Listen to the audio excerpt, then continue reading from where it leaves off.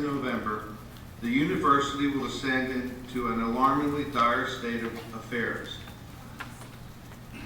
First, UC would immediately suffer a $250 million trigger budget cut. Second, the 12-13 tuition increase buyout funding would disappear, creating another $125 million deficit. Facing the immediate shortfall of $375 million, we would need to ask the Regents to consider a tuition increase in the spring in January of 2000. If the ballot measure goes down, it will take $2,400 increase mid-year to balance this budget. This is a high-risk budget. That's the way it is. And I want to be very clear. Throughout this crisis, we have relied on other measures beyond tuition to fill our budget gaps. But in long of the steep, long-term disinvestment we faced over the last 3 years, over $1 billion, over one-third will be down if the ballot measure does not pass. Whose university? Our university! Our university! I'm here today because I had to wait in line to add courses at my community college. Because as a vocal student on campus, I was told there was simply no money. Classes had to be cut. There just isn't any money, they told me. There's no money.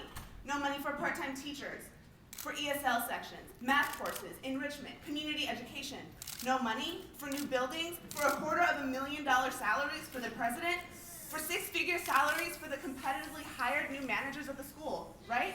No money. As sections were cut, we saw the millions of dollars flood into building projects, into reserve funds. Students were turned away. There's just no room for you. There's no money.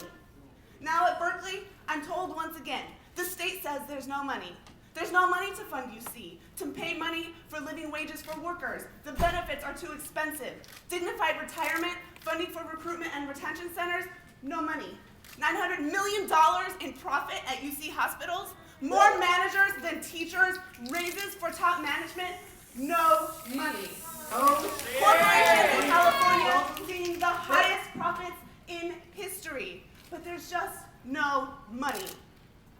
Not many months ago, we saw the millionaire's tax get bought out in a political power play. The wealthiest, who coincidentally seem to be getting a different answer. To them, money talks. They would have to admit it. There is money in the state. There is money. It just remains in the hands of corporations seeing record profits, in the bank accounts and pockets of California's wealthiest, who see some of the lowest tax rates in the country. Where were the Regents to support a tax plan that would guarantee funding for the UC to help restore these cuts seen by higher education and public services? Put hundreds of millions of dollars in construction projects.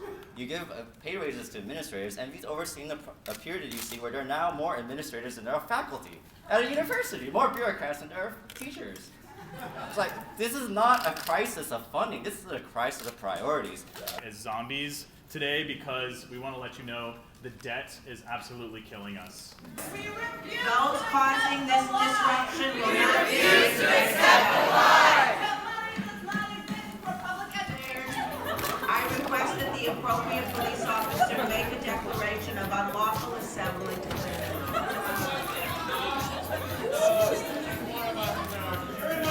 This to be an unlawful assembly, and the people of the state of California and the Regents